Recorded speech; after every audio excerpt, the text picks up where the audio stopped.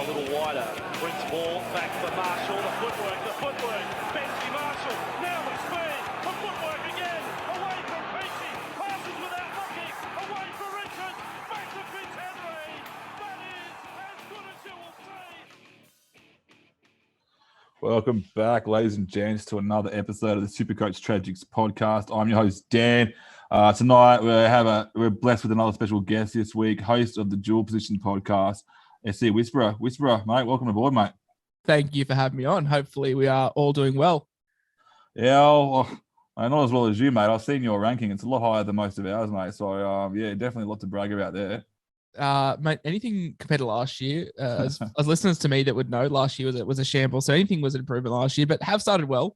We're currently 641. A little bit of a slide last couple of weeks, but thankfully the slides have only been like 30 or 40 spots. So a couple of poor weeks, but hopefully the boys bounce back. It's funny you say you're having these 30, 40 point slides or 30 ranking slides. I'm getting those same slides and I'm ranked 42,000, mate. I'm still getting those tiny little slides. So I was expecting to see some pretty big green arrows, but not having such luck this week. Well, before we move on to the other guys, I already mentioned it earlier. You and Brew do the SuperCoach, the Dual Position podcast there. Give us a bit of a plug, mate. Get the word out. Obviously, probably a bit more following than what we do, but always good to get your word out, and it's good quality listen. Thanks, mate. So I guess I am the founder, I don't know, of the Dual Position podcast. It was just originally a solo mission last year with myself under the SuperCoach Whisperer handle, but yeah, brought Brew on, and it's been going great guns. Like I'm sure you boys all know, like the amount of hours that we all talk SuperCoach just in our group chats, and then pluck Brew out, and it's just been great, and a lot of good feedback around that, which makes me happy. And then obviously having a decent rank helps to promote it too. But the Dual Position podcast, find that on everywhere, YouTube, all the podcast platforms, and we're there 3 times a week. So check us out. Awesome. One thing I do love about the fact that you and Brew together, there's a lot of opposing views, and I love that kind of concept, having those back and forth views, because you can't. The person that comes second, the person that comes first, they're going to have completely 2 different teams. And it's good to have that. It's different. There's so many different ways to skin a cat. And I think that's it's really good to have those different options out there. Yeah. Obviously, the podcast has quite a decent following, which is always nice. And I think the beauty of that is Brew and I play SuperCoach in very, very different lights. We're both, I would say, decent SuperCoachers, but we both have very different ideas as to how to play the game and very different tactics, which makes for obviously good listening as well, because we both just have differing opinions, as you said. Yeah, mate. Thanks heaps for coming on, mate. All right. As per usual tonight, we have Glen. Glen, mate, welcome back. How was your week last week, mate? Mate, I was an unhappy camper this week, mate. I got 978. It's like my teams in all formats of SuperCoach conspired together to just say no. AFL, I lost 3,000 ranks. NRL, I lost about 800 ranks. It's just a tragic week, mate. So I'm down to 9K. I'll tell you what you should do. You could probably try and trade a new 580, and that usually works for you. I don't have pods, but if I would, it'd sound something like "Get Ducks." You can trade Luke Brooks in or something, mate. I think the injury to Luke Brooks, mate, I think it saved you. All right. Cheers, man. And also tonight we have back with us again from SuperCoach 360, Ross Mann. Welcome back, Ross, mate. How you going? Yeah, thanks for having me. Yeah, round wasn't too bad. I got 1,063, moved up 4,000 spaces, but that's not hard when you're sitting at about 29K. So, again, still not great, but I got the team building nicely at the moment. I'm pretty happy where it's at the moment, and I've still got plenty of trades and plenty of boosts left. So, hopefully I can gain some ground during the bye period. Yeah, that's my plan too. But I think my team is actually very similar to yours, building quite nicely. But I will apologise. Everyone who listened last week would have known that I brought in Harry Grant, and I broke him, and I do apologise for that formally. But I'm glad I got him in. I was going to hold off because I know he's playing Penrith, and I was going to hold off getting him, but I was like, his break even's too low, and if I'm going to pay $802 for him, $802,000 for him right now, I'll be paying $840 for him next week. So I'll have to do it. Well, if you want to apologise for breaking Harry Grant, I'll apologise for breaking Nico Hollins this week, because I finally jumped on it this week to get his whole 50 points. If we're complaining about Harry Grant, for a bloke that did absolutely nothing and still scored 60, you've got to take that. Yeah, I captained him too, so it wasn't the worst move at the end. That's what I said directly after the game. I was like, for a game that was pretty much a flogging, especially for Melbourne standards, he is quality. Like, that is so good to get that 56 points I think he got, and to do like in that flogging, that's amazing. It just shows you how good he actually is. So even though I got that low score with him, and I'm very, very happy I got him in my team. Yeah. All right, and I ended up getting I think about 978 as well. Stayed flat again with my ranks, which is no good. But I will shout, I am a head-to-head player, and I did win my major head-to-head, and I was actually against the guy winning the comp. So unfortunately, because I beat him, he's now second, and I'm playing the guy winning the comp again this week. So that's my own fault. So I should have done that. But hopefully head-to-heads are looking good for me. I'm moving up the ladder. So all good. All right, moving on. Let's start with the news, Glenn, mate. What's in the news this week, mate? I just want to say two things quickly. One is I bought in Turbo, so none of you's got any right to make it much lower. And the other one is I don't pay attention to head-to-head, as you know, but I played 8-0 last week in the Podmasters one, which is the only one I watch. And I somehow with that score beat 8-0. So I was pretty happy about that. I'm sure he'll appreciate that shout out too. So. Yeah, I beat Adrianosaurus Rex. Hope he sings a song about you on his podcast, mate. I really like him. He's a legend. All right, so the team changes and news this week. So the Knights, Milf has been named at 6. Tigers, Junior Tapau holds his spot. Naden is on an extended bench, who's been moved on from the Dogs. Little in for Jay Simpkin, who took that head knock, and Madden in for Brooks, who has hammy. And F. Brown has moved onto the bench, who hasn't played for the Tigers for some time, from memory. The Dogs, there's not much news there other than Naden being moved on, but there's flu rumours floating around, guys. So if you do own any Dogs, just keep an eye on team lists. Eels, Maddo has been named at lock, and Sevo is starting this week in New South Wales Cup. So Sevo watch is on. Manly, Turbo named, despite that cork. Burbo is out with an AC. Harper in and Schuster is on the bench. Dragons, Ramsey has been moved into fullback and Sloan's been dropped out again, Mbai at 9. Warriors, Jazz Tavunga has moved into hooker for Egan another week out. Aiken has been named at second row. Tohu has also been to second row and Nucci lock, but expect a late reshuffle. The Warriors are known for doing that with Tohu. Storm, Nass has a knee injury, so possibly 3 weeks. Wishard's been named at fullback and Hughes returns at 7, despite being apparently reported to be out longer, and Meaney wing, but I'm also expecting a reshuffle there and Brandon Smith into the front row. Nat Butch has been named for the Roosters at lock for Victor Radley, who has a syndesmosis injury. Host out brings in Peoples for the Rabbitohs. Wolford again at 9, Starling bench. David Peter nears a return, and Kelly and Herbert are on an extended bench. And the last one is Miller, the rugby 7 player, has been named a fullback for the Sharks. Hines has got back to his 7 position, and Graham is out at Teague Wilton at second row.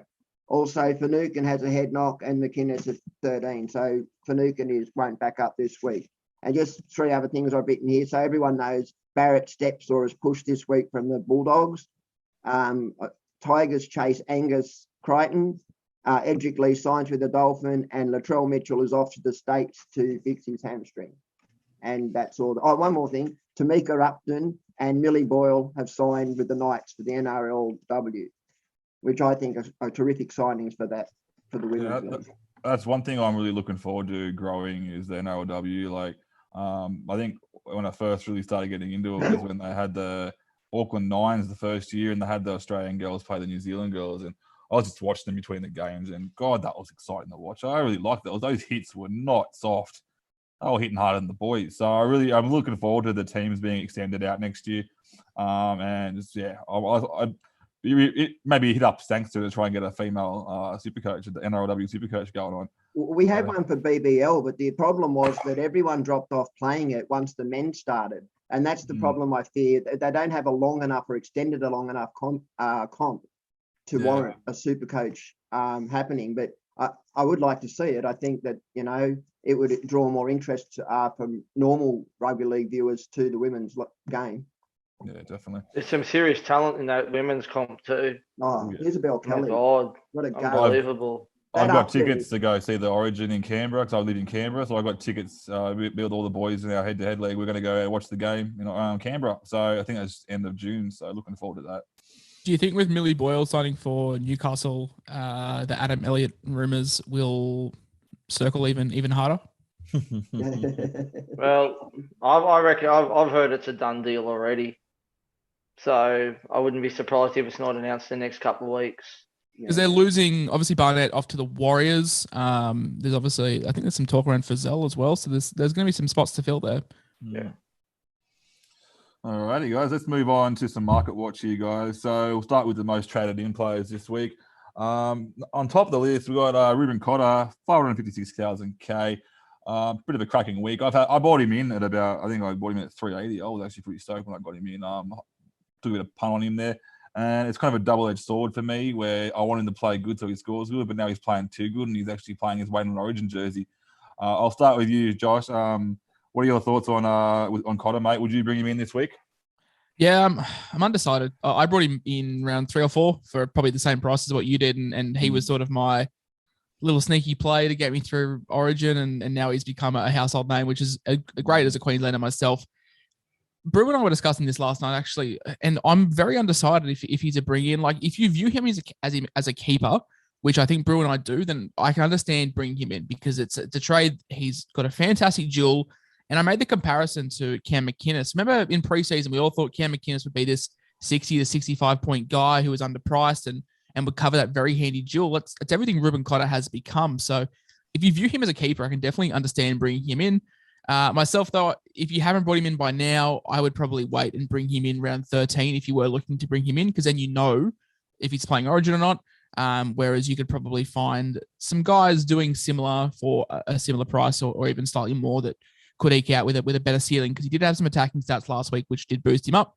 But overall, he's been solid. I'm very happy he's an owner, but I wouldn't be running out of my way to buy him. If he's not playing Origin, definitely one to own. But I think we could probably wait another 2 weeks to get some more clarity. Yeah, one thing I think about Cotter as well is you've probably all seen how whenever the Cowboys are on a bit of a heater that they're starting to win the game pretty heavily, they'll drop Lolo. And I think Cotter actually benefits a lot from that as well, because they're utilising Cotter in the middle at 13 when needed. And I think Cotter does actually get extra minutes because of that. So I reckon he's a keeper too. But like you said, I wouldn't be bringing him in this week. I think, there's a lot of people that we'll talk about today that I reckon they're wait until round 13. So, and I think Ruben Cotter is one of those waits. Your thoughts on that, Glenn? Yeah, I concur on all that. I think that for me, I've actually looked at the option of going Cook to him round 13. I think that if you didn't jump on early, I think given that how well he's playing, he's a huge chance to play Origin. And it's just, you're either chasing keepers or number. I mean, I agree with what Josh said. If you're looking at him as a keeper, then get on, because we're only looking now at keepers or buy round players. Yeah. And the other thing as well is if you do wait that few weeks there, he's not like that guy that's going to score your 120s and 130s. So his price isn't going to go up dramatically. So you might pay a little bit extra for him for that wait, but not enough to really warrant worrying about waiting a week. Like an example I mentioned before was like Harry Grant. I didn't want to bring him in this week because he's playing the Panthers, but his break even was so low, and he has the capability of going up even higher. So I had to get in that week. But Cotter, you can wait on Cotter. Ross, he definitely does not have that. Like, if you're looking at your head-to-heads and you don't have Cotter, but the other guy does, like, you're not sitting there shaking in your boots. That's right. Yeah. Your thoughts, Ross? Yeah, he was one that I was looking at this week, but I've decided to bring in IPAP this week because obviously he's probably the more trade. Cotter, I mean, we don't know if he's going to play Origin. He's in some serious form at the moment. There's some players in that Queensland squad in the back row from last year that aren't really in form, that he could easily get picked over. Also, the fact that they are playing Melbourne and Penrith the next 2 games as well. I mean, obviously he's not relying on those attacking stats, but for me, I think I'm just going to hold off and wait until round 13 and see what happens first and see if I bring him in or not. Yeah, and we'll segue that in nicely to the guy that you mentioned earlier. I'll move to you again, Ross. Is IPAP? He's number 2 on the list, mate. And if there's any doubt about Ruben Cotter being a keeper, this guy here is no doubt. I think IPAP is a keeper. He's a guy that I'll be bringing in this week if I could. Ross, you agree? Oh yeah, definitely. Yeah, I was actually going to bring him in last week. I was going to boost last week and actually go Payne Haas to IPAP, which I wish I had done, but then I'm like, well, I've got to get Haas back in, and now I'm still contemplating on what to do. But I'm getting him in this week, and I think he's pretty much a must-have. I mean, I know they don't play round 13, but at the end of the day, the point is going to get you between now and then. He'll cover 17, and he won't play Origin. So for me, if you don't have him, I'd be getting him this week for sure. Yeah, that's one thing we'll talk about a bit later as well when we talk about our buy strategies for the week. But a lot of people are targeting those 0 to 13 players, but you can't also neglect the round 17 players. So you might have, say, 13, 14 players ready to play round 13.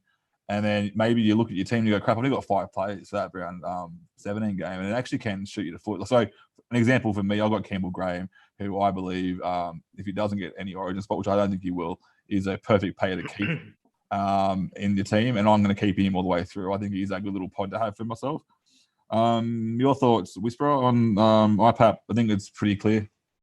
Not much more to say, really. I mean, bit of egg on all of our faces. I'm sure many of us in the preseason were very cold on IPAP with the potential risk of him rotating through the middle last year. But I've said it multiple times with the emergence of Makahisi Makatoa, he's filled in that like middle role that that Brad Arthur can rely on. I think that's really freed up IPAP as well. So, and you've even seen Matto be sort of relegated to the middle. So, yeah, must have.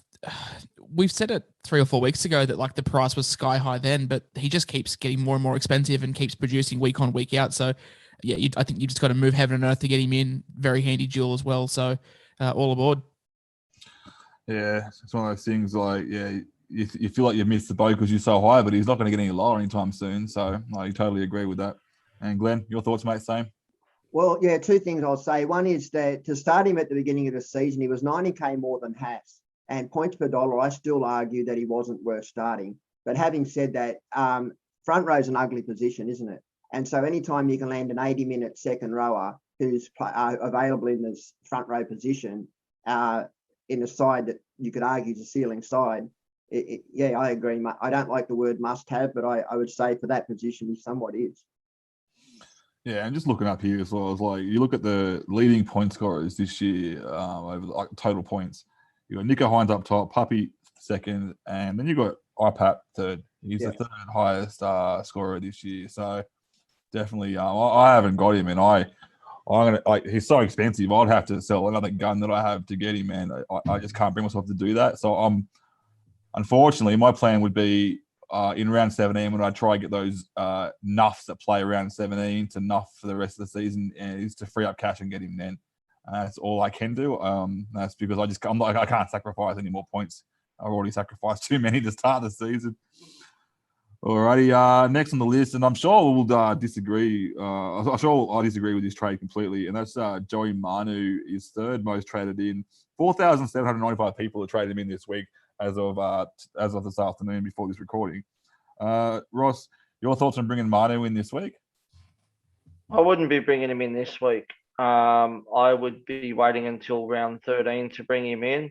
But as we just discussed before the pod, they've got a pretty tough draw coming up too, not just the next couple of games before 13, but after Origin as well. They've actually got quite a tough draw. So yeah, I'm a bit skeptical on him. I'm probably looking at bringing in either Garrick or Manu, and I'm probably just going to go for Garrick over Manu just for the fact of Manly's draw. And yeah, I don't know, but I like Manu when he plays fullback. But I had him last year for most of the season. He did well for me, but I'm not too sure about it this year. I'm thinking that Garrick might be the better go.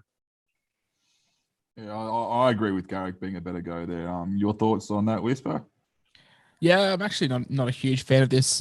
I'm sure we're going to use this term quite often, but he's a guy that if you were bringing in, I'd be bringing him at round 13. Penrith this weekend, Sharks next weekend, Canberra in Canberra, round 13, and Canberra shouldn't be missing many of their troops. They'd be fielding a pretty full-strength side, you'd imagine. So Manu's quietly gone about averaging 68 this year, but it's just, I'm not too sure if I'm keen to pay $605K for a bloke playing in the centres. I'd rather pay that for a winger that's goal kicking, and obviously that screams Garrick if you don't own him. So Manu, I'm happy to give a miss. I'm not a huge fan of him being the third most traded in this week. True. Glenn? Yeah, I think based on draw, I wouldn't be doing it. But full disclosure, my daughter asked me today what to do, and she ended up getting Manu, and so she's probably listening to this saying, then what the hell, Dad, did you do? What are you doing? But look, she's trying to build numbers up to be strong for that round. And I think for what her side looks like, I think it's based on your side and how it looks. But I personally don't like, I think it's 2 rocks and diamonds for me. Yeah, exactly. 3 scores under 30 this year for a guy you're paying well over 600K for. So, And he's 3 games after round 13 are Melbourne, Parrot, and Penrith too. Yeah, they got. So it's not ideal. It's not an ideal draw. Yeah, they had 7 games. And you don't want to be just bringing players in for round 13 just to have numbers. You want to be bringing players in that you're looking at keeping as season keepers. And I don't see him being a season keeper. Yeah. That's a great point. I did that exactly last year with guys like James Fisher-Harris and Regan Campbell-Gillard, just bringing in bodies for the sake of bringing in bodies. And you then stuck come around 2021 thinking, crap, like I don't have a premium option here. So I think Ross makes a really good point there. Don't bring in them for the sake of bring them in for a reason. And Manu definitely is a season-long keeper, but the next 6 weeks don't really, and they're not ideal for me personally.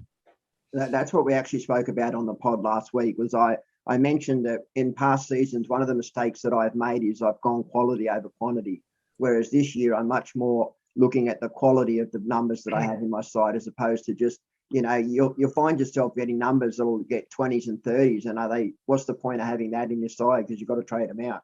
So I agree with all that.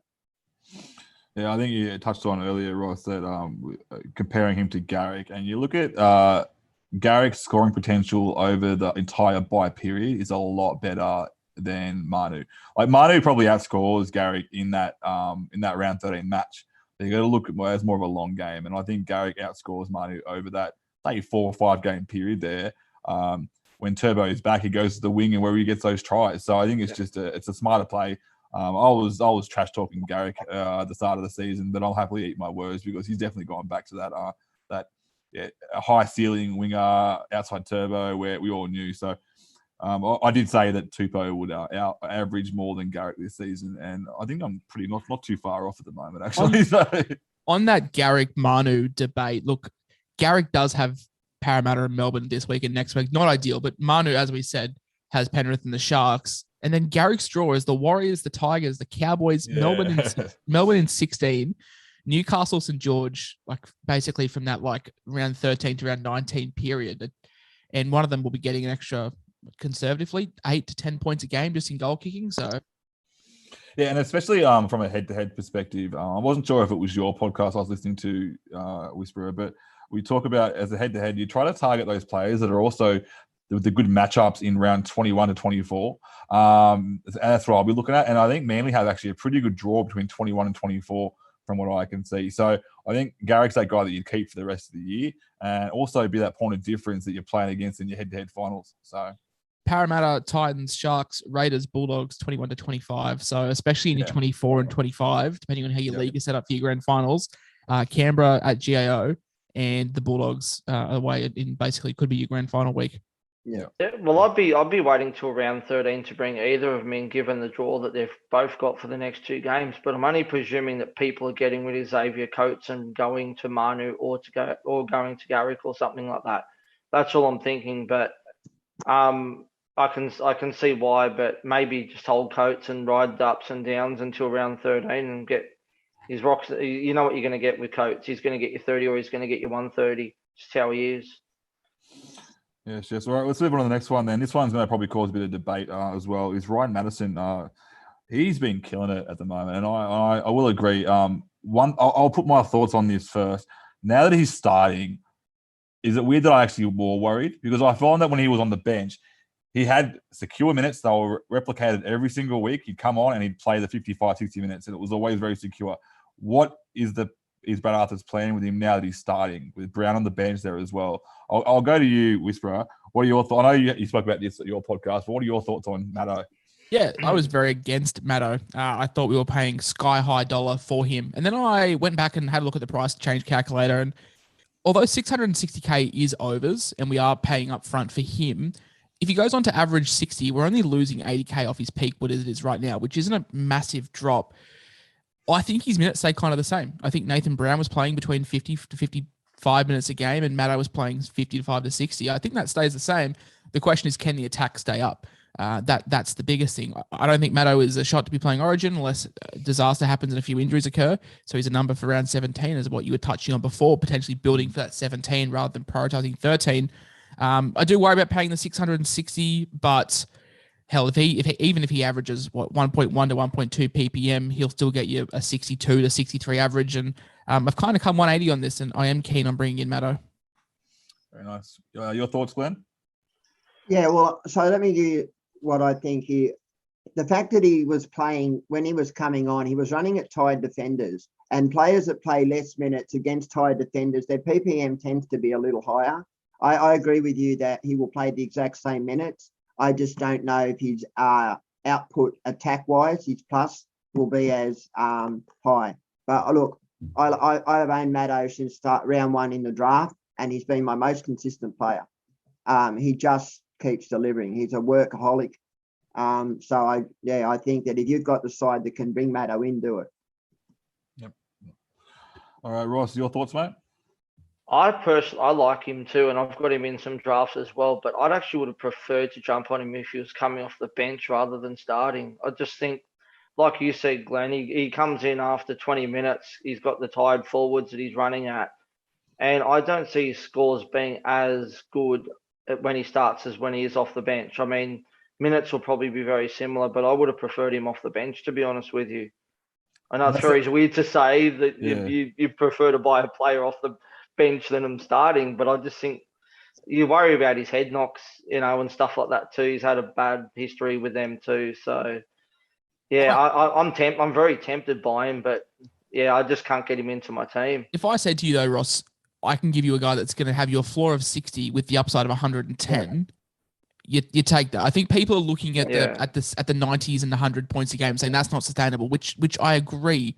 But if we can get 60 points with the minimum from Maddo, with all the attacking upside that he has, the offloads that he's going to do, the creative ball playing through the middle, the fact that he's available in round 17, and the draw of Manly, Raiders, Bulldogs, Roosters, Souths, Tigers, Warriors, Broncos, like there's two bad games there, and hell, even in the bad games, the last 2 weeks, Parramatta haven't had a brilliant draw. He's performed with a 91 and 107. So I don't expect the 1.8 to 2 ppm to stay up. Of course, that's unsustainable.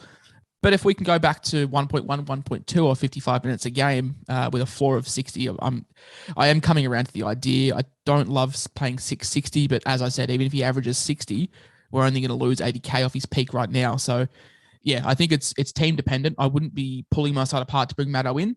But if you were downgrading someone like a Coates and shifting Tago down if you have him there, or hell, even if you're waiting for Talakai's dual position to kick in next week, and you're shifting around some centre wings that maybe have peaked, I definitely don't hate it. A trade that comes to mind would be like Tuolagi down to like a Peoples. That's going to free up 200K, and then you can probably downgrade a Coates and get the money for Maddo. So I think it's team dependent. Yeah. I just looked at my team, and I don't have anyone to trade out to bring him in. I mean, obviously for me, I'm going Stags to IPAP, and that for me is more important than going to Maddo. But looking at the rest of my team, I mean, the only other option for me was going Haas to Maddo, and for me that seems a bit sideways. Yeah. So it's a trade that I'd make that if you were upgrading rather than 100%. Rather than going sideways. Yeah, absolutely. I do agree that IPAP is the priority here. Yeah. Yeah, and to be honest, if someone like told me that I could get Ryan Madison for 660 starting at lock, I'd be pretty happy. In the past, he's it's not like he's just pulling this out of nowhere. He's been a gun in the past, and we've all seen what he can do. And especially when they often a long time ago they were naming it 5'8" because we know he has that ball playing ability as well. So you're going to be getting try assists as well as that extra work rate what he puts through. Angus and Maddo have always been two staples in my sides in previous seasons, and it's for that reason, because of their floor. You just know what you're getting, and any attacking stat, and you're looking at a higher score.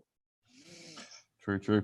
All right, let's move on to the next one, and I'm excited about this one, and that's the People's Champ, Peoples. Your thoughts, Glenn, on Trent Peoples, mate? I think we wait a week, but it's up to you. What do you reckon, mate? Well, I mean, look, I will say this. He's playing against the Raiders, who, believe it or not, in that position have leaked fairly highly to everyone that's played against them in that position. I looked at a stat this week put up by Kane in the chat there. It was interesting. But I actually don't like this trade because I don't think his job security is that good. And I think a lot of people have gone and bought Burbo, Tass, Schiller. They've got a lot of them players in their side, and I feel like they're just adding another problem. But if you look, having said that, if you're trading down a Tuolagi to allow you money to get to an iPad, do it. Yeah, I like him. I after being one of those guys that brought in Tass and one of those guys that brought in Burbo as well, I do have my concerns. But I don't know. I think the way he played, was it 2 weeks ago now? I know he got extended minutes there, but his work ethic was just amazing. He was playing 64 minutes and just killed it. If he can get a decent, and we know he has the motor, so he might even get extra minutes there on that edge. Being an edge player as well, that's what he normally is. I like him. So I can understand one other thing that where he is very useful to people is if you've got anyone at your centre wing like a Schiller or anyone down there, and you've got someone like a Targo, a Firma, an Aiken up in your second row spot, or even a Talakai, he's a perfect person for you to use to sell that person at your centre wing, move down that player, and then put Peoples on your bench. And he will make you money. And he is a play in your 17. I like what I've seen from him. But I just say it comes with caution, read job security. I think he becomes very handy in round 17. Yeah. Because Jaira will be out, Cam Murray will be out. And they're the two reasons why he's in right now. Jacob Host looks like he's potentially gone for the season. Yeah. In just 63 minutes in his debut, 11 hit-ups, 1 tackle bust, 1 line break, 4 offloads, 24 tackles. So he definitely has the motor to churn through the work. I'd only be going early on him this week if you had plans to play him. If you didn't have plans to play him, then you can easily wait. And that's exactly what I'm doing. I'm going to be waiting for the dual position to kick in. I'll be trading out Tass and bringing in Peoples via Talakai when he picks up his dual position. But yeah, from what I've seen from him, he looks really good. The big appeal is obviously Cam Murray. He's out until round 14. Jai Arab will be out round 13 and 17 with origin duties. And Host looks like he's done for quite a long time. So you might be picking him up next week. He might be dropped around 15. I wouldn't stress too much. If you don't see his name on the team sheet come round 15, round 16, I wouldn't be fussed because I definitely think he just slots back in round 17, barring an absolute disaster. And what I've seen from him in his debut, I don't think a disaster game is coming from him. And Souths have a pretty good match this week, and they look like they're fit and firing. So a win just will help his cause, I believe. Can I just say one more thing about, I just wanted to talk about you, Supercoach Whisperer. So all the people that follow my page, you'll notice that a lot of the updates that I do actually come from Josh. He's the person that has all them that late mail for us. So he's a very handy person to have in Supercoach. For many years now, I've followed Josh, and I quite often go to him first as a source because he does seem to get the information quickly. So I just wanted to thank you, mate. Appreciate that. Yeah, So right. you heard it here first. If you want to get some good information, send 6 packs of whatever beer you drink, mate, and then we'll send it all the way to your address, and then you can get a nice little collection there. And lovely. But no, basically with Peoples, like I think the big thing is, and you guys will know, like he's not going to get named round 15, round 16. People are going to blow up. Oh, we've been trapped. I think he's a buy for round 17, and then I don't know. Is Coach Mitro just going to carry a back row on the bench? I don't think he does. So I think you can basically play him as a good loop as well. So pick him in, pick him up. You'll get 2 price rises out of him, and then he should be a decent loop option.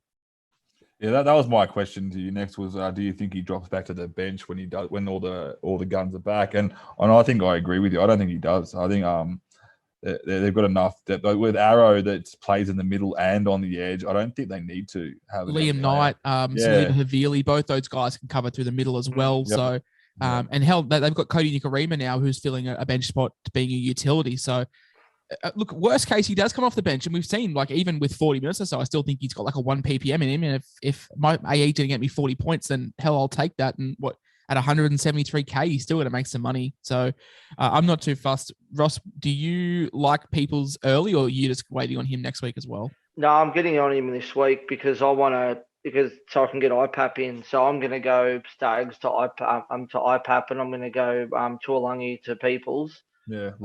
And that'll free me up some extra cash too for next week. So that's the only reason why I'm going early, is just so that I can make that trade. Tuolungi is back to the bench. I don't know whether that's going to be good or bad. I don't know, but I just want to get it done and get IPAP in. That's my priority. Otherwise, I wouldn't be getting him in this week. But yeah, I agree with you, Josh, about what you're saying. I don't see him being on the bench 15 and 16. They don't need a bench. They don't need him on the bench. So I can see him playing 17. He'll play this week, and you might get 2 price rises out of him, and that's pretty much it. And then he'll just sit there as a loop option. So, yeah. We've also got to remember that Mark Nichols is due very, very shortly, who's an out-and-out middle, who I think will command a place in the side. So there's another bench. But, and I can't believe we're saying this about an option, but we want him to not be on the bench because, he'll be a very handy play around 17, and he'll be a pretty handy loop option as well. Yeah. Definitely.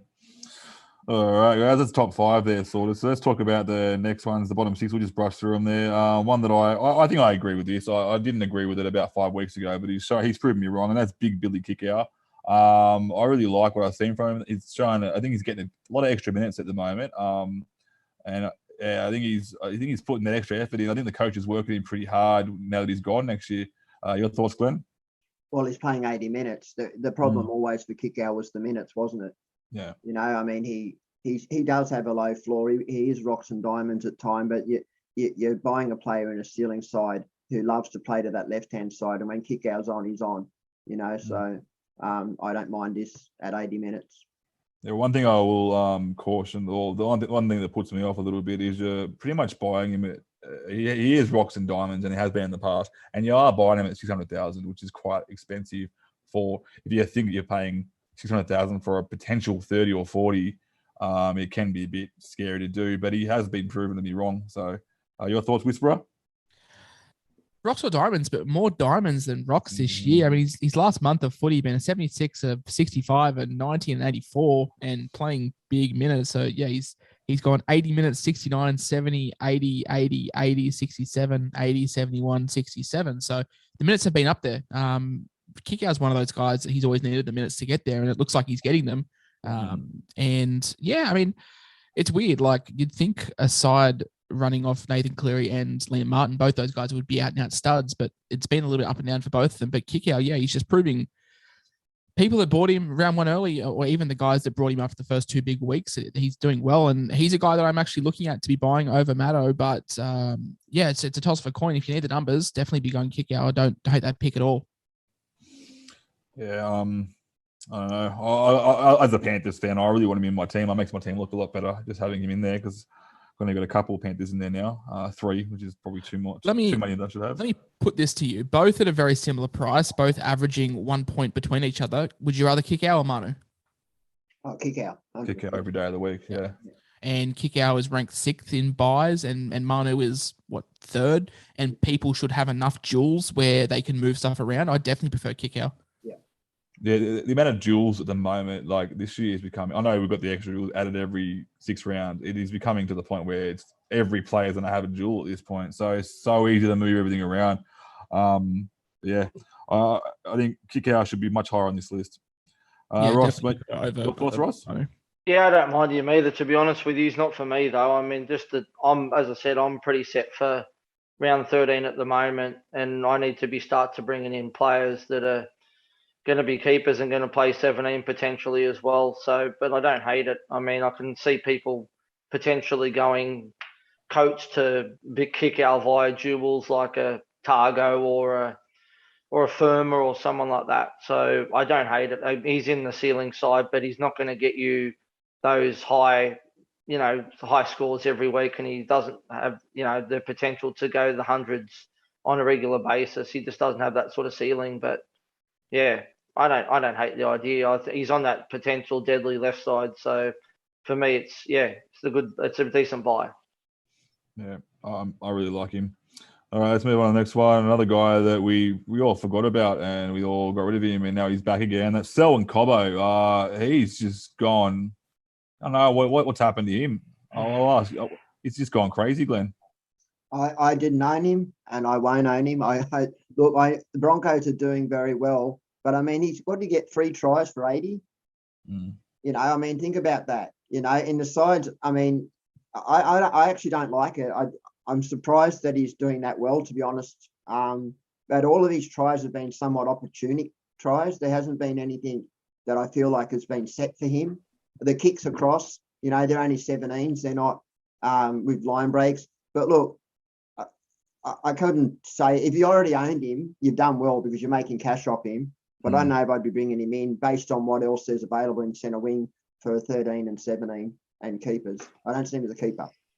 Yeah. Your thoughts, Whisperer? Yeah, this one just reeks of people licking their wounds after trading him out a couple of weeks ago. Like, I never owned him, and there's someone else on this list here that we'll talk about in a couple of spots that I feel like people are just licking their wounds after flicking him on nearly 500k. It does have a minus 12 break even, so I can understand it in playing the Knights, but I just feel like if you gotta stick your boots in the ground. If you trade him out, then I probably wouldn't go back to the well there. Well, to be honest, like my centre wings, I've got like Campbell Graham, I've got Targo, I've got Stags, who is a bit of rocks and diamonds at the moment, more rocks than anything else, and then I got May. So I don't think I really have any space there to put a Cobbo in anyway. I think and at this stage, most people should have a pretty solid centre wing to not worry about bringing these in, chasing these points as well. Yeah, So, we've said it multiple times, but Talakai becomes a centre wing next week as well. So exactly, you've got to add to the pot. Yeah, people have got Aiken up on top as well. They might want to bring him down as a keeper in the centre wing as well. So there's just so many options there that I just don't think you need Cobbo this week. I think I'll go to you, Ross, before we move on. But yeah, so what are your thoughts on Cobbo, mate? I wouldn't be buying him now. Definitely not. That's just absolutely crazy. I mean, he's nearly 500k now. There's better options out there for a bit more or similar. I sold him before he went on his run. a bit like I did with Coates as well. I sold him before he went on his run. So okay, who might have comment with you that I'm having? I'm sure Glenn reminded of me on the pod last week about selling Coates or something, wasn't it? I can't remember. I watched the pod and if it's not Tim, it's Glenn. So but yeah, no, I definitely wouldn't be getting on him this week. As Glenn said, he scored 80 points last week with 3 tries, obviously 2 rough kicks and 1 was an intercept, but yeah, it's not going to happen every week. For me, it's a no-go. But if well done to those who held him, though. I mean, that's all I can say. So, if the Broncos were playing round 13, would we be speaking about this in a different light? Yeah, I reckon so. Yeah, maybe. Yeah, maybe. Yeah. Maybe it's a case of us just looking at the buy rather than the player, and we're talking about quality or quantity over quality. And yeah, I feel like Cobbo might just be a body that people are bringing in that I wouldn't be keen on, because by round 17, you should be filling out your squad, and he's probably not even an option to be playing, like, if he wasn't there. So yeah, I'm not overly keen on this one. And I think a lot of people centre wings at the moment, or mine, for example, May, Targo, Campbell Graham, and Firma. And then I've got Suwali on the bench. So, I mean, all of them are buy-round players, you know what I mean? And I've got Aiken up at second row. Like, so where would you fit Cobbo into that? The only thing I'll say on him is I'm just looking at Broncos draw now from, say, round 12 to round 25. They've only got about 5 pretty tough games, which is Melbourne, Cowboys, Melbourne twice and Parramatta twice. So it's not the worst draw, but yeah, it's Buy still before not. Cobbo, Farnworth. Yeah, I'd rather take a punt on Herbie. I think he's got a better floor and probably the same amount of upside. That's right. Yeah. All right, let's move on to the next one, guys. Another one that I don't really agree with here. I think he's already earned 173,000 for people who do own him, and that's Suwali. I don't know why we bring him in this week against the Panthers. I think we've all agreed that we shouldn't be playing centre wing against Penrith. I'll go back to you, Ross. I wouldn't be. Yeah, probably too late for me. Yeah. If you haven't got him by now, too late. I mean, obviously this is points chasing for me. I thought most people would have been on him by now. I didn't realise it was that high up on the list, so it's a bit surprising, to be honest with you. Yeah, I'm one of those guys that haven't got him, and that's because I was picking other guys, and I had a flip of a coin, and that coin kicked me in the pants, as it wasn't a very good flip of a coin. So, your thoughts, Whisperer? He's about to be 500k after this week. He's got a minus 31 break even. So, like, for the ones that did jump on, awesome.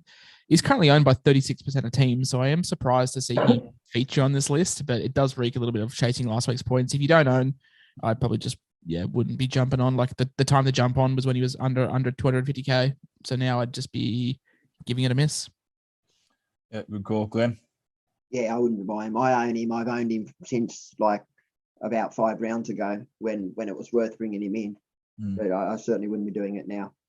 And we may as well move on to both. I mean, him and Targo. People are chasing, we said it on the pod last week, don't sell Targo. And everybody did, Yeah. I've been saying it for the last 3 weeks not to sell Targo.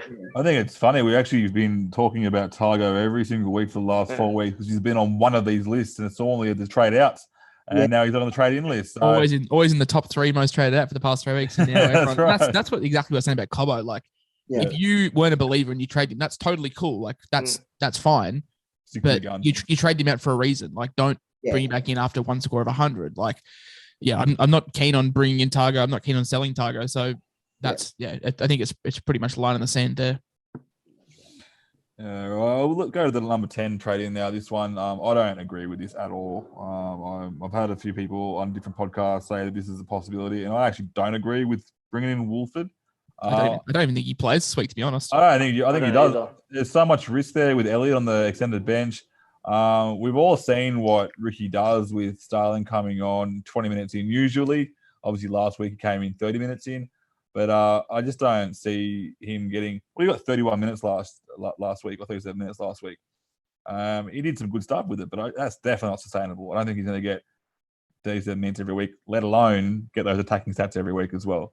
Your thoughts, Glenn? Ricky, oh, sorry. I was There you go. quickly chiming in. Ricky has made it very clear that Starling is his guy off the bench. Yeah. He's had Frawley at 9. He's had Elliott at 9. He's had Wolford at 9. It is very clear that Starling is the 60-minute player off the bench. So that's not going to change. And I mean, Elliott looked outstanding when he played. Like, and Elliott can double up as a middle.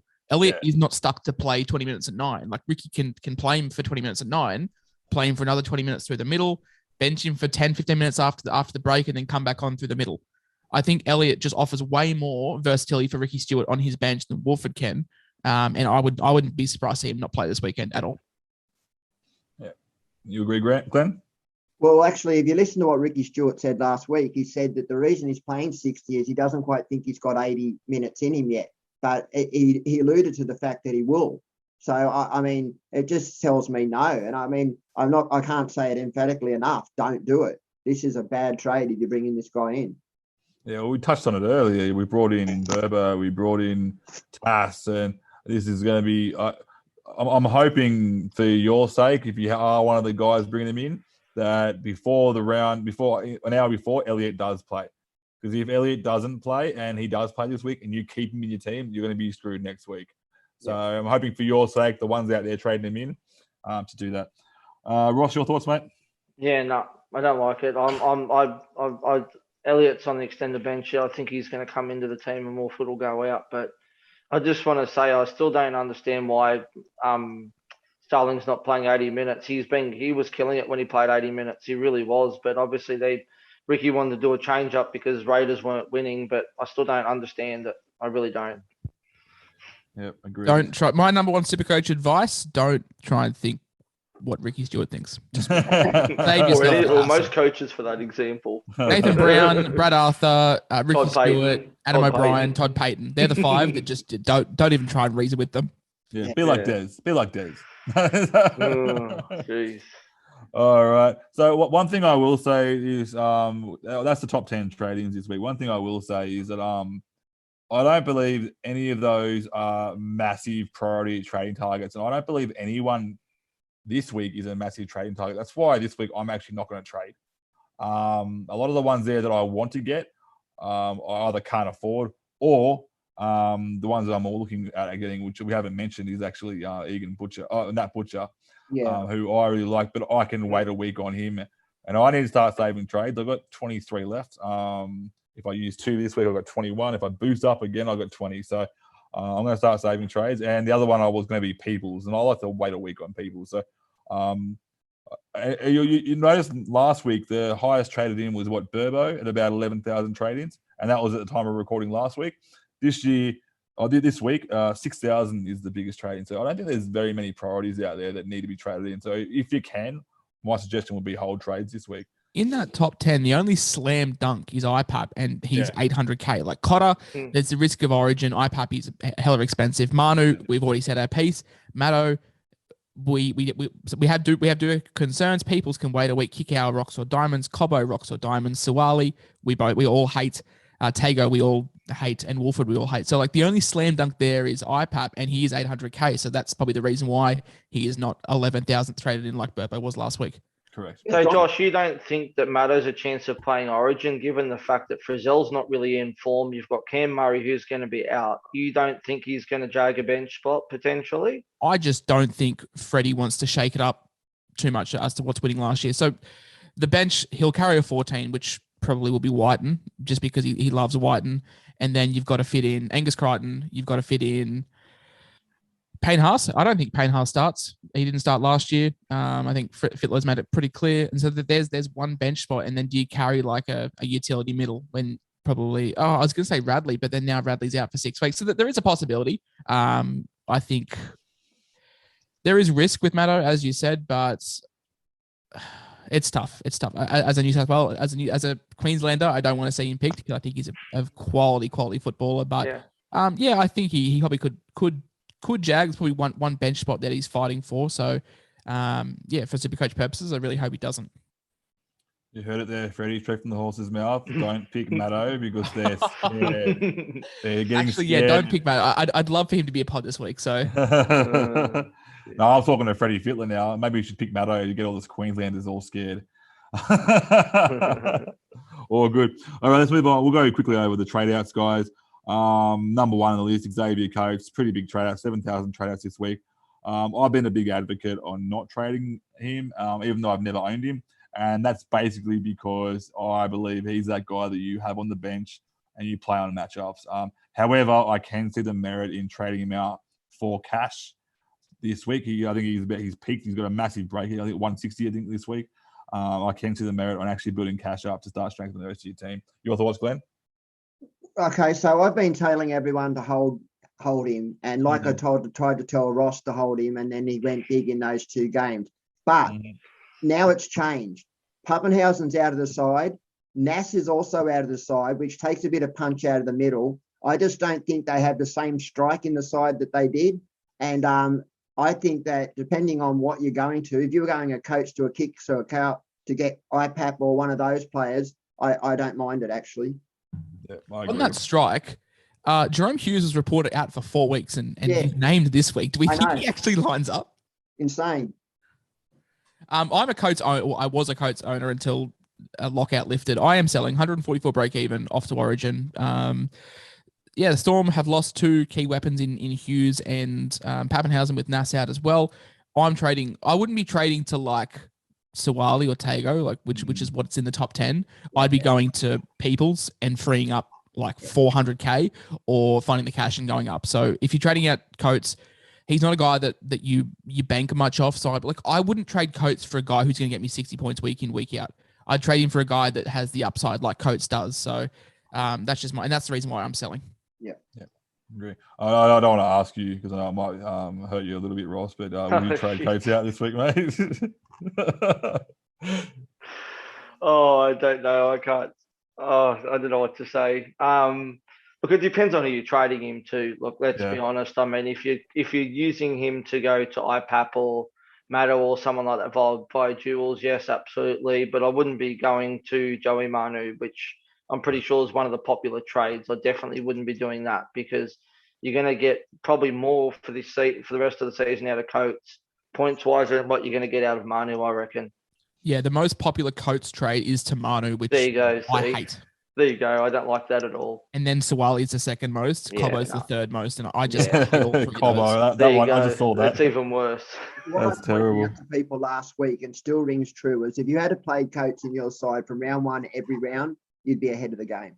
Yeah, well, and I have been fortunate enough to do that.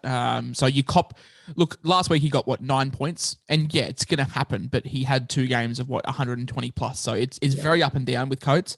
But with the guys like Talakai and Tago and stuff, my center wing is starting to get quite stuffed.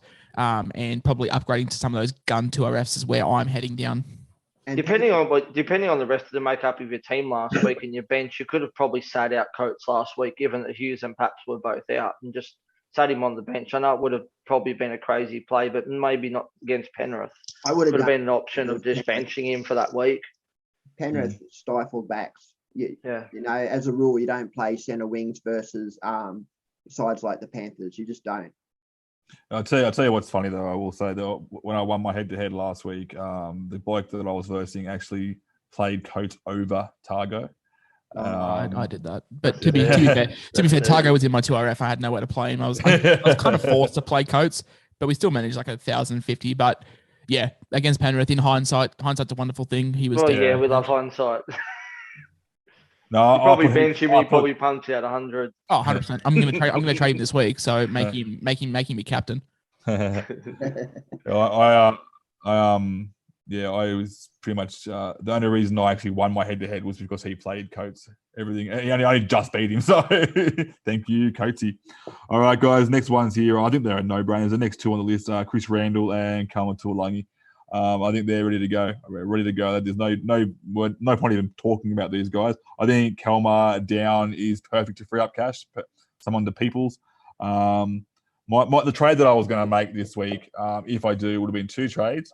It would have been Kalmar Tuolangi down to Peoples, and I've still got Leo Thompson in the front row. So I'll be going Leo Thompson to Butcher, moving Arrow up to my front row, leaving me to not have to be forced to play Max King, which is killing me at the moment. So I think that the only reason I won't do that trade this week is I need to save trades. However, I'm tempted to do it just so I'm not forced to play Max King.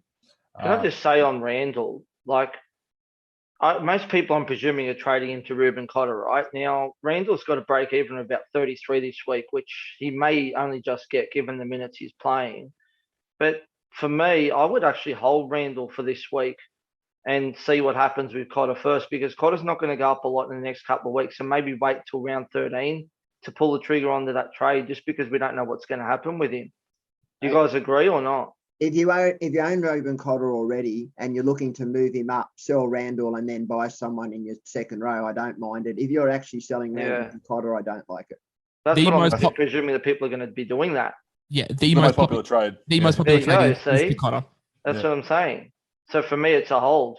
However, like the third most popular is Randall to Matto, which slammed dunk. Yeah, that's fine. If you're going to go Randall to iPad or something like that via Cotter or something, yeah, I get it, but I'm not convinced on Randall to Cotter this week. No, but Brails isn't too far away. But as Dan said, I think the less time we spend on Cotter and Tuolangi, the better, because they're both pretty thin. I think the more juicy point here is number 4 on the list, which is Sifa Talakai.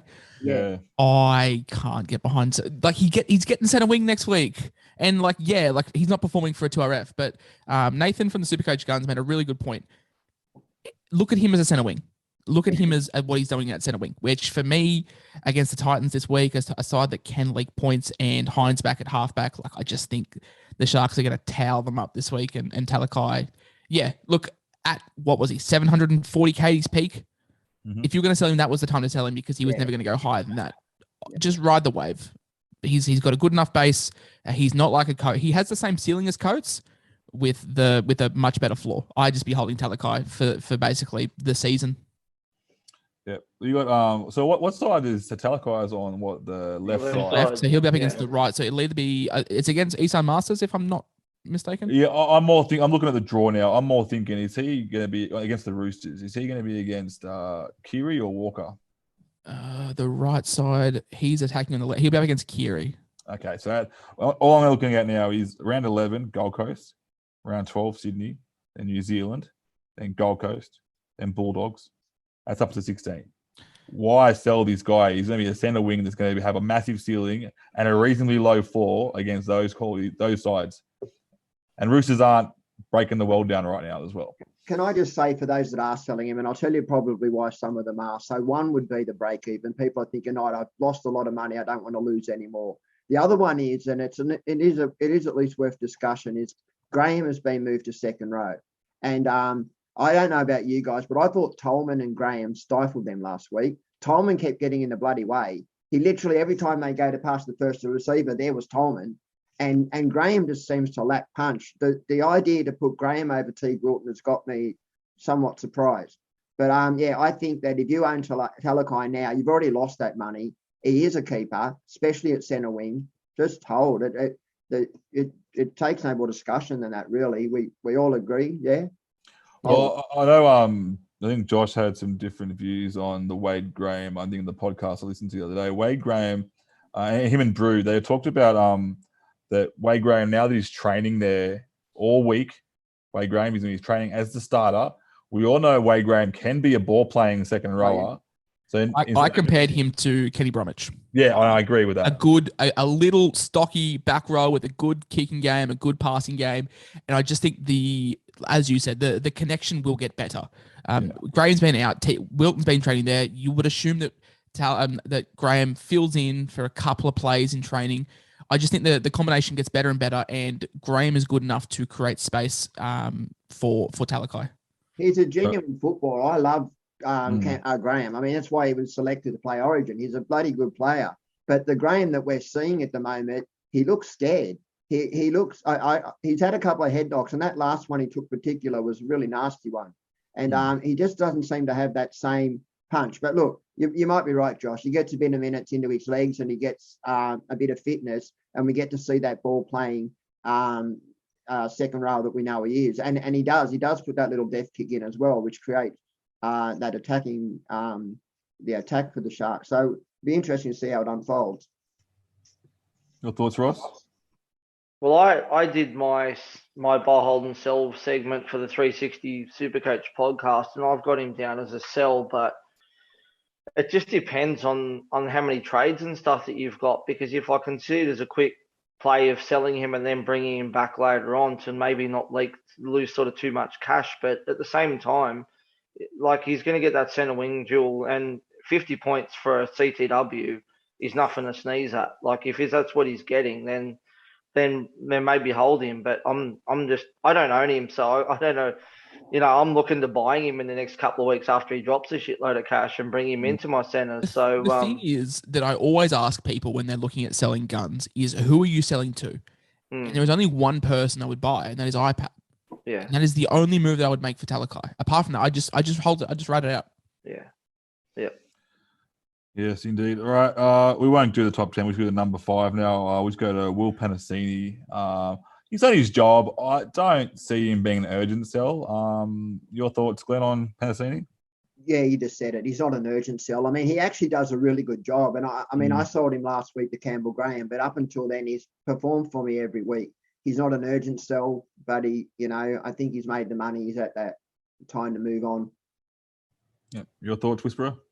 Yeah, if you're selling Panasini, if you've got a good side, obviously, like he's not someone I'd be looking to rush out. Like he's probably a luxury trade out. I traded him out 3 weeks ago via a boost. I think I went Panasini to TAS, which funded something to IPAP. I don't know, can't remember, but he's fine. Like he's fine, honestly, and that's all you can say about Panasini. He is fine. He is doing a job. He is a very good fourth centre wing.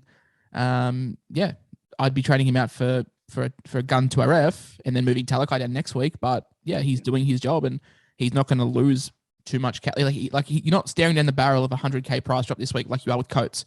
You know what I mean? Like if you're doing it for money, he's not going to lose a shit ton for you to really lose any value. Indeed. Ross?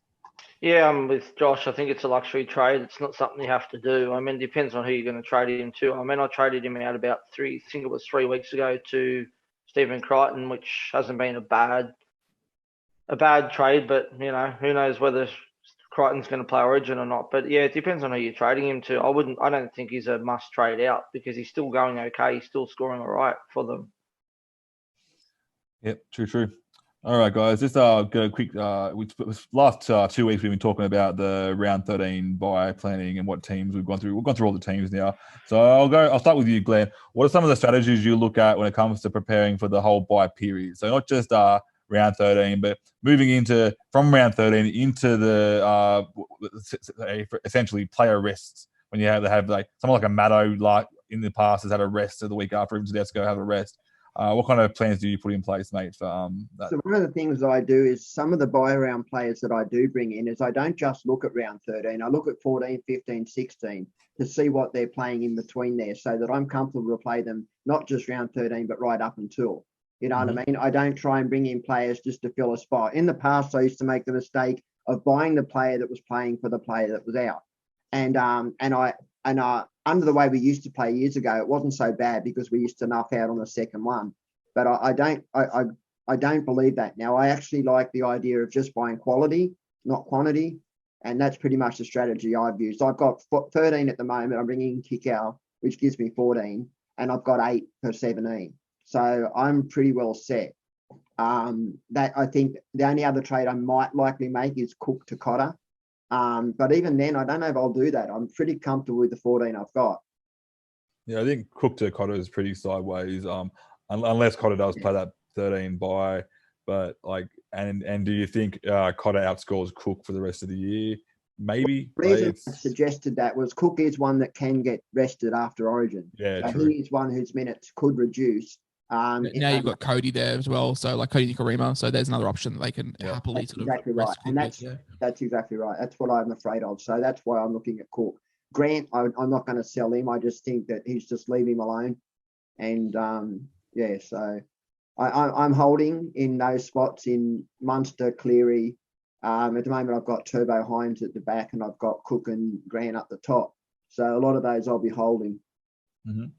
Is there any strategy you put in place, Whisperer, that's been doing well for you in the past? Last year wasn't probably the year after me was doing well, but in previous years, I've looked at player A versus player B and taking out their scores. So, for example, if you're bringing in someone just to play the buys, add their 10-week scores plus the buy player, and then plus. So basically, like if you're losing, different story with Origin players. Like for example, if you went Turbo, I would write Turbo off from round 13 to 17, and if he plays anywhere in between that, that's a plus. But for example, like your international guys, like if you're looking between buying an iPad versus buying a kick out, look at their points from rounds 11 to 17. Yeah. And kick out might have more in round 13 because he plays there, but is it going to be more overall? And that would lean towards my thing. And that would stop you buying in place for the sake of buying them in. Last year, I went away from that. Like I said, I bought in guys like James Fisher-Harris, like guys like Regan Campbell-Gillard. And by no means are they bad buys, but rounds 20 to 21, 22, when I'm putting together my final side, and other guys have Haas and IPAP, I've got Fisher-Harris. You know what I mean? Like they're not terrible guys, but it's a trade in. It's two trades that weren't necessary. So like I am buying in Nat Butcher this week, who might be looked at as an unnecessary trade, but he's 15 points undervalued with his current price. So I can justify it there. Whereas buying in a guy who is, for example, a Manu, if you don't see him as a season-long keeper, it's two trades. You're paying $600K for a guy you're bringing in, then you're going to trade him out. Whereas Butcher, you bring him in for $350 and you trade him out for $550. You know what I mean? Like there's value there still. He can end up going to someone like a round 17 player that will be your keeper for that second buy as well. Well, my strategy with Butcher is to try and flip him to Haas when Haas's shoulder finally comes good. He's back playing good minutes for the run home. So that's, and look at and have future plans as well. Have an idea as to why you're bringing these guys in and what you're going to do with them. That's, I guess, my strategy. Cool. Glenn? I just want to add one more thing. So you just touched on what I actually was going to say was the most important thing about buys is to have a plan. You need to know what you're doing. Don't just buy, look, I need these many players and I'm getting them so that I've got that many numbers. And then you don't know what you're doing after that. Where I've been successful in SuperCoach the most has been through the buy periods. Usually when I come out at the end of the buys, that's where I tend to have gained my most ground. And it's because I've actually written out my side 17, round 17 side. I've looked at the draw post 17 as to what I want to get to. Do you know what I mean? So I know who's going to who already. Yeah, I get the question of, how many should I have for round 13, round 7? I hate that question. Yeah. I hate putting a number on it because I'm going to have 13 to 14, but I might have 9 guns and you might have 6, and you might have just 6 players that are just garbage. You know what I mean? Like, don't focus on getting 13 players. Focus on getting the best 10 players, because your best 10 might be better than some guys' 13. That's right. Yeah, well, I think if for example, if I get 14, there's a couple of guys on my team now that I'm not trading out. I don't need to trade them out, but they're playing that 13. I could have 14 players, and I'm going to have a Cooler and a Valia in my team. And those, like, I'm not trading them out because they still are points, but I definitely wouldn't be bringing them in because that's like a 13-point score there for my center wing, which is just unnecessary. I guess for example, like someone like Cody Walker, I bought Cody Walker in 3 weeks ago because one, I saw him as a season-long keeper because when he finally pulls his finger out, he'll be good, and he's finally coming good, and he plays round 17. I'm not buying him just because he plays round 17. There is other factors there that initiate it, and that's the thing. Like if someone sends me a trade request or a trade advice, and I say, well, why are you bringing them in? They say, because he plays round 13.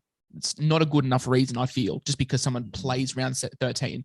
Nat Butcher plays round 13, also has 15,000 worth of value. You know what I mean? Like I feel like there's got to be a second point as to why you bring someone in, not just because they play the buy. Then you're going to get stuck with 5 trades with 10 rounds to go, fixing the issues that you've made 10 weeks ago. Just on that, I'm actually going to have Munster and Brown. And I really wanted Cody Walker based on the draw up until then, but I really like Brown as a keeper. I think that after round 17, the draw for the Eels is really pretty. And so I feel comfortable that I can play Brown from 14 onwards all the way through. So, but it'll be interesting to see the Munster Walker, Munster Brown, which one comes out on top, because there's a debate for either. As a walker owner myself, I've seen some glimpses of Cody doing all right, but I'm still not sold. I'm really like even last game, he was doing some good little cutout passes, getting some good tries, and then in the same game, he threw that pass behind the behind Milne and it almost went out. I just don't. There's some lack of confidence or something there. I think the confidence without having A-Ray there is really shot him a little bit. I'm hoping he gets better. I've seen a bit better from him and I'm happy with it. But at the moment, I'm on Team Brown for you, Glenn. I think that's probably the better option at the moment. I'm hoping Cody comes good, but I think Team Brown's the winner. Yeah, I think we panicked when Brown was named at centre. I think that's the reason why I traded him. I think I traded him actually to Munster, and I can't remember. I think I moved Ilias on to Walker or something like that. But yeah, if you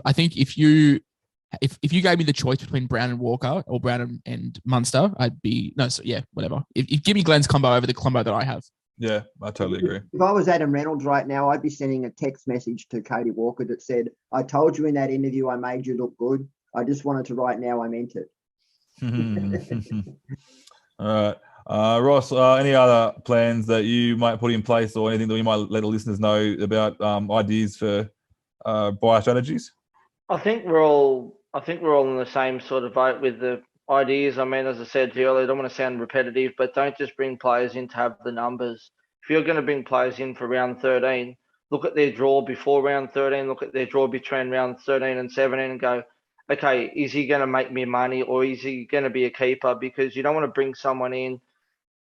You might be better off bringing in someone in who doesn't play 13 but plays 17 and has a lot better run in between. It's going to score you a lot more points and potentially make you some money in between. So same with bringing in players for round 17.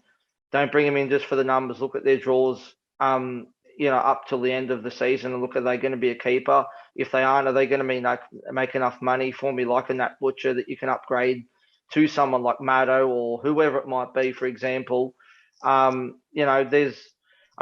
year I picked up a lot of ground during buy period by picking up some pods as well. So it depends how you want to go. Like, people laughed at me when I jumped on Will Kennedy just before buy period last year, and he absolutely killed it for me. So you just got to, there's options out there. I mean, just depends on, what you want to do. I think Ross makes a good point. Round 17 for me is way more important than round 13 because guys you bring in for 17, you're kind of holding until 25. Yeah. Whereas at least if you bring someone in for 13, you can bail out at 17. Like if you're bringing in, I'm trying to think off the top of my head who's a gun that's going to play. For example, like if you don't have IPAP or Maddo or whatever, I know Parramatta. Talakai. If you're bringing these guys in, like rounds 13, 14, 15, you kind of got to ride with them until the end. So I think you got to be way more selective with your 17 trades compared to your 13. If you have a look at the second buy for round 17, there's a lot more better players that you can bring in than over 13 that are going to be season keepers, like Jerome Hughes, Mitchell Moses. Like there's so many better options for 17 to bring in, and I would be looking to stack up 17 more than what I'd be looking to stack up 13. There's just not many options to bring in the way I see it for round 13 with the games that are being played.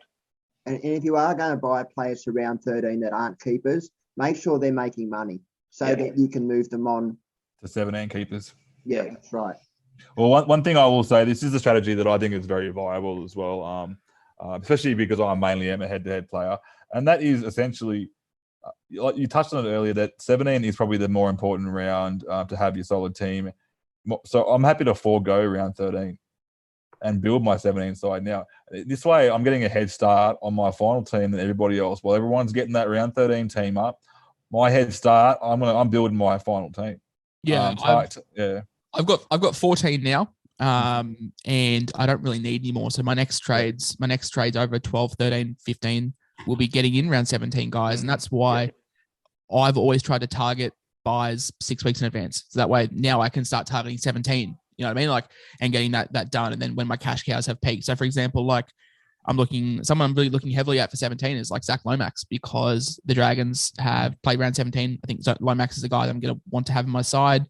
Even someone like Tony Staggs, if I want to bring him back in, like there is some better options in 17. So if you can, it's a bit late now, but if you have your 13 side finalized, you can start targeting 17 earlier while everyone else starts to scramble. Yep, I like it a lot. All right, guys, that pretty much about wraps everything up about our buy strategy. Let's talk trades, guys. Glenn, what trades are you making this week, mate, if any?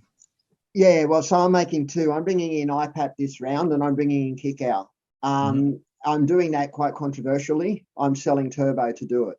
I know people probably don't think that's a smart trade, but what I saw last week I really didn't like, not just from Turbo, but from Manly alike. Look, I can't get to IPAP any other way. I looked at going to Tuolagi to people and then Josh King to him. I was just short to do it. Yeah, people probably think it's a silly trade, but I'm quite well. I've still got Hines down there and Taith, and I've still got Cleary up there. So I'm still in a good position. And I still think I can pick Turbo up rounds after round 18, for a much cheaper price. Yeah, he's definitely on the decline. I'll ask, is Turbo a season-long keeper? Genuine question. Like at fullback, is he in the top two options? Well, he usually is, yes. But is he now though? Like you have Hines and I don't Papenhuyzen. think so. I don't think so. No, I don't think so either. No. Yeah. No. Yeah, I'm stuck with him. Even the way the Roosters are going at the moment, Teddy's looking more of a keeper over Turbo this year too. So bad because I talked Rhodey into getting him, and I kind of feel like I helped you along that way too, Dan. And I made my mind up, mate. When you told me you talked Brody into getting him, I already made my mind up on that. So good. You have clear conscience, mate. Just make sure you pray to give Brod a call for a welfare check. Oh, mate, I have improved his numbers, but he's still not talkative Brod at the moment. All good. All right. What trades, if you're willing to share, Whisperer, what trades are you looking at making this week? No, mate, top secret. No, look, we're going Coates out, and we are going Jai Arrow out. I know that Jai Arrow's been picking up more minutes, but the way my team's structured, he's actually not in my playing 17, so no point really holding him. So Arrow out and Coates out, and we're bringing in Nat Butcher, as I've discussed a couple of times, and we're also bringing in Ryan Madison. Kind of locked on that. It'll be between him or Kick Out, but I'm thinking I'm just going to go towards Maddo because I don't need the 13 numbers. So bring in a guy for 17, and then next week we'll bring in the Peoples and we'll move Talakai down. So that'll be handy. Then we're kind of done with trades. Awesome. Ross, mate, what trades are you making? Going Stags to IPAP via Targo and Talangi to Peoples, and bank up some more cash and hopefully hold some trades for the next couple of rounds, given I've already got 13 or so for round 13. So hope hold some trades. Well, I touched on it earlier, but my trades are pretty much going to be non-existent this week, so I'm happy to not trade at all. I got Tuolungi there who I want to get out, but I have no need to. I don't need to play him, so I'm happy to just sit him there. If he's going to lose money, it won't be a lot. So I'm happy to go next week Tuolungi the Peoples, and then Leo Thompson out for Butcher. So I don't think there's an urgent trades this week, and it'd make me feel really good if I could actually finally have a week without trading. So that was being we're round 11 now. Only week I haven't traded was round 1. So that's pretty much it for me. Let's go captain, vice captain. Glenn, your thoughts this week, mate? There's a couple I had in mind. I actually looked at Madison as a VC option or Grant, but I've actually landed on Cleary's going to be my VC and Hines probably my C. I'm in the enviable position of being able to loot last round, or second last round.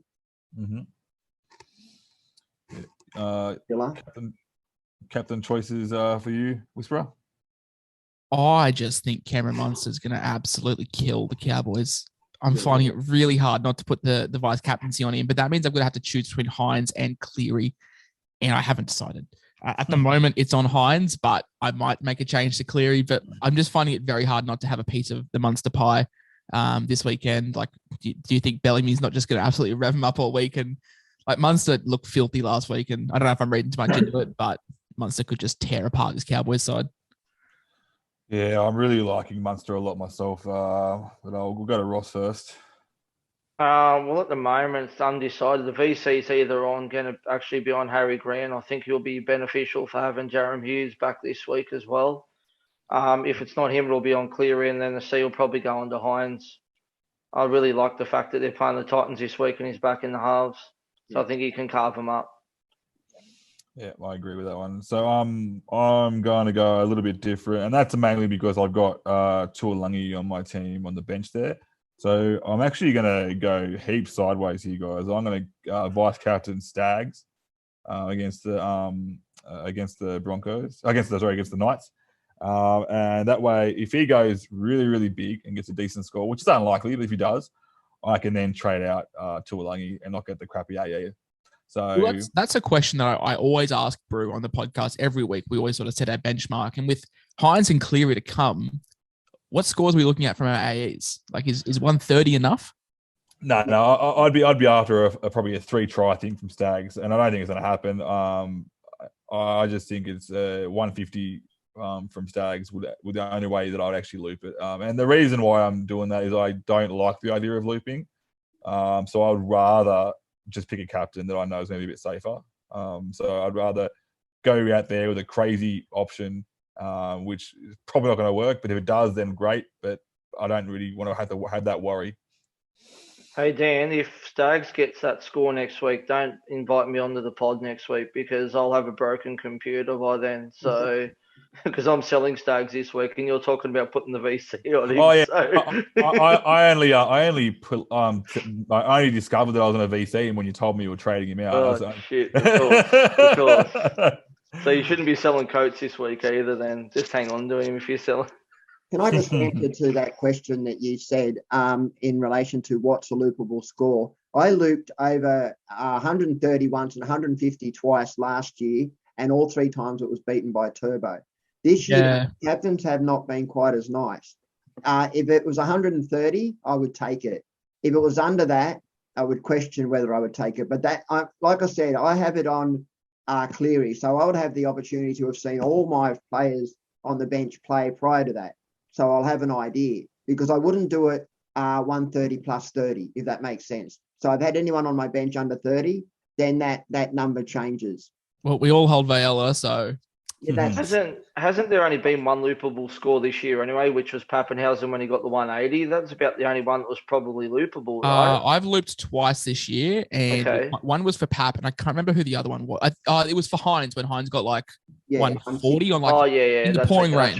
That's right. Yeah. Yeah, I looped. But other than that, that's pretty much it. There hasn't been any others worth looping. Well, that's the thing. Like, I look at who's to come, and when you got Hines and Cleary to come, I'm probably not looking at anything less than 130, 135 from Cody, considering Vale is going to be my AE. Yeah. And I didn't mention that my captain is at the moment Munster, but it also depends if Hughes is playing. If Hughes isn't playing, I'm probably going to go on to Hines. I think Hughes out. It's not so much it makes Munster play worse. I think it's just the team really love that direction that Hughes gives as well.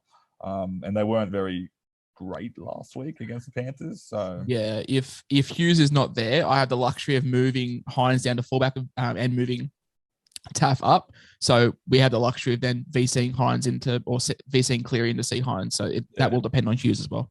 Yeah, awesome. All right, guys. Quickly, just before we go, we'll go around just do a bit of a bold prediction this week. Just pick one each. So I'll put everyone on the spot here because I haven't even thought of one either. I just pretty much forgot about it. So, Glen, any bold prediction this week, mate? Yeah, I'm going to say Cleary against the Roosters, 140. I wish. Hoping. No, I just feeling against this game. All right, 140 against the right. Written down. All right, awesome. Whisperer, what's your take, mate? For SuperCoach, I've got Talakai with a bounce back 85 plus. Yeah. And just from an NRL standpoint, I don't know, I've got Melbourne to put 40 on the Cowboys. Yeah. I would appreciate that a lot because that means Cotter's still getting good tackles there. So I'll be happy with that. Someone posed, I put that on Twitter yesterday, and someone said hopefully it's 40-12, and that's a Cotter double for the I love it. I'll be happy with a Cotter single and a Lolo try as well. That'd make me happier. Handy. Ross, mate, your thoughts? Oh God. Can I say that neither player for Dogs or Tigers are going to score more than 50 SuperCoach points? Oh, geez. Far out. Go Munster to turn up this week against the Cowboys. Yeah, It's not too bold considering he's already projecting 105. So yeah, but the Cowboys have defensively are like second best in the comp at the moment or something, aren't they? So yeah, I don't know. I think Grant could be a sneaky pod VC or captain this week. No, I just said that because I was just saying that before. Yeah, so could be.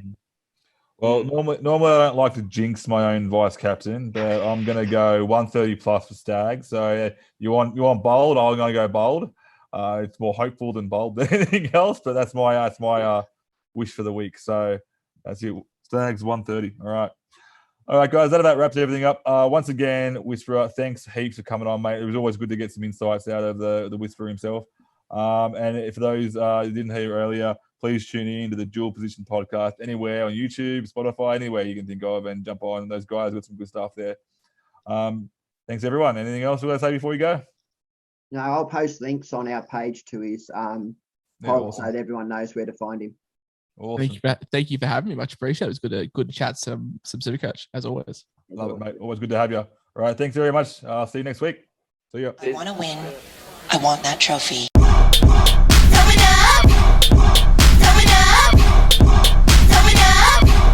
I want that trophy.